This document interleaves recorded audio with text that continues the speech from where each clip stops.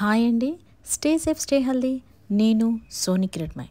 కొన్ని విషయాలు తెలుసుకుందాం. మన బ్రెయిన్ ఎంత అద్భుతమైన ఆర్గానో మీ అందరికీ తెలుసు. ఒకవేళ మన మెదడు సరిగా పని చేయకపోతే మనం ఆ రోజు పనుల మీద కూడా కొంచెం కాన్సన్ట్రేషన్ కూడా పెట్టలేమండి.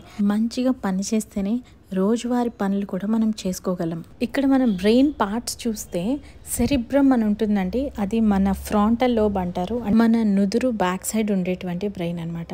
అంటే మన పర్సనాలిటీని అది మెయింటైన్ చేస్తుంది.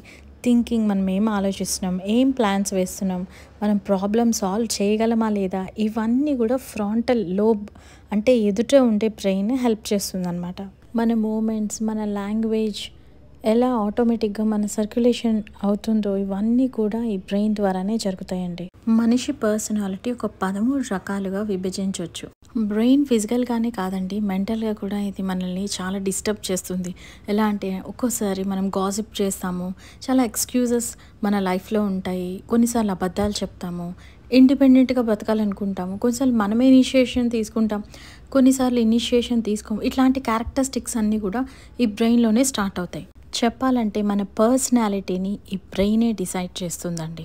బ్లడ్ సర్క్యులేషన్ అనేది బ్రెయిన్కి బాగా అందాలి. ఒక 5 నిమిషాలు బ్రెయిన్కి బ్లడ్ సర్క్యులేషన్, ఆక్సిజన్ అందకపోతే బ్రెయిన్ డెడ్ అయిపోతుందండి.